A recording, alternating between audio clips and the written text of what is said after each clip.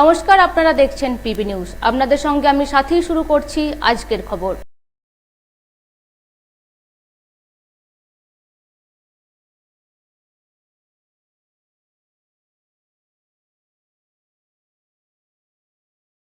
ফের অবৈধ নির্মাণের অভিযোগ, জলা জমি বুঝিয়ে বহুতল নির্মাণের অভিযোগ ভাঙড়ে। কাঠগড়ায় তৃণমূল নেতৃত্ব থেকে জমি মাফিয়ারা। এই অবৈধ নির্মাণ নিয়ে তৃণমূলের বিরুদ্ধে সরব হয়েছেন বিরোধীরা। দেখুন, আমি বারে বারে একটা কথা বলেছি যে ওয়েটল্যান্ডের আমরা কখনো সমর্থন করি না।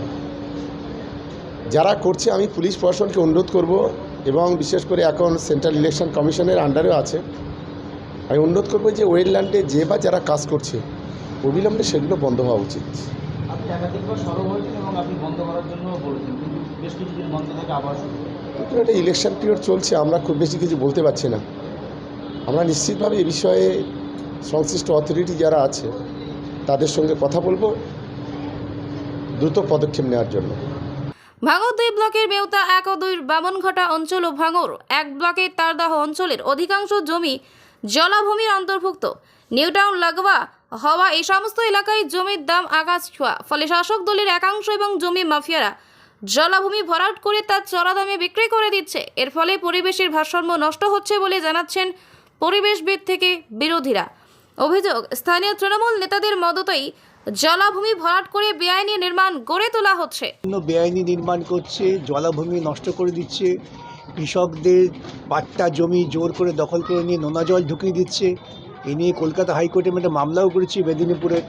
সেক্ষেত্রে হাইকোর্ট থেকে নির্দেশ দিয়েছে ডিএমকে যে এই সমস্ত বন্ধ করো, কিন্তু ডিএম সেটাও কার্যকর করতে পারছেন না। ওয়েটল্যান্ডের উপরে একেবারে বহুতল নির্মাণ গড়ে উঠছে। নিউটাউন লাগোয়া ভাঙড় 2 ব্লকের বেউতা 2 পঞ্চায়েতের আবাদপাড়া, ভাবার মাঠ, পাচুরিয়া, ধর্মতলা সহ বিস্তীর্ণ এলাকায় জলাভূমি ভরাট করে সুবিশাল পাঁচিল দিয়ে গড়ে তোলা হচ্ছে বেআইনি বহুতল। এই কাজে পুলিশের একটি অংশের মদত রয়েছে বলে অভিযোগ উঠছে। গার্ডেন রিচ কাণ্ডের পর ভাঙড়ে জলাভূমি ভরাট করে বেআইনি নির্মাণ নিয়ে কটাক্ষ করতে ছাড়ছেন না বিরোধীরা। বিরোধীদের অভিযোগ, প্রশাসন সব জেনেও কোনো ব্যবস্থা নিচ্ছে না শাসক দলের অঙ্গুলি হেলনে। এ বিষয়ে যাদবপুর লোকসভা কেন্দ্রের বিজেপি প্রার্থী অনির্বাণ গাঙ্গুলি বলেন, অবৈধ নির্মাণ এ রাজ্যে অবৈধ একটা শিল্প। এই ওয়েটল্যান্ড বুঝিয়ে অবৈধ নির্মাণের সঙ্গে 500 জন তৃণমূল নেতারা জড়িয়ে আছে। এভাবে অবৈধ নির্মাণের ফলে পরিবেশের ভারসাম্য নষ্ট হচ্ছে। অপরদিকে বাম প্রার্থী সৃজন ভট্টাচার্য বলেন, তৃণমূল মানুষকে চাকরি দেয়নি, কাজ দেয়নি, তাই সিন্ডিকেটের ছেলেদের এই সমস্ত অবৈধ কাজের মধ্যে ঢুকিয়ে দিয়েছে। সিপিএম নেতা তথা আইনজীবী বিকাশ রঞ্জন ভট্টাচার্য বলেন, ওয়েটল্যান্ডের উপরে এই অবৈধ নির্মাণ নিয়ে কলকাতা হাইকোর্টে মামলা হয়েছে। ডিএমকে আদালত নিয়ে নির্দেশ দিয়েছে অবৈধ নির্মাণ বন্ধ করার জন্য, কিন্তু তারপরেও হচ্ছে। এ বিষয়ে ভাঙড়ের অবজারভার তথা বিধায়ক শওকত মোল্লা বলেন, ওয়েটল্যান্ডের উপরে নির্মাণ কখনো সমর্থনযোগ্য নয়।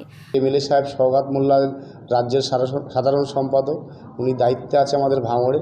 আমাদের 24-এ যে লোকসভা ভোট আছে, আমরা ভোট নিয়ে ব্যস্ত আছি। পুলিশ প্রশাসনকে অনুরোধ করব অবিলম্বে বন্ধ করার জন্য।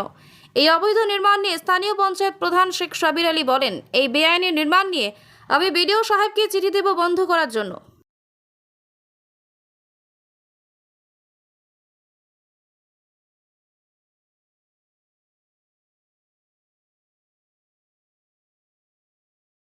ফের অবৈধ নির্মাণের অভিযোগ, জলা জমি বুঝিয়ে বহুতল নির্মাণের অভিযোগ ভাঙড়ে।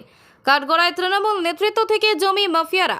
এই অবৈধ নির্মাণ নিয়ে তৃণমূলের বিরুদ্ধে সরব হয়েছেন বিরোধীরা। PB news.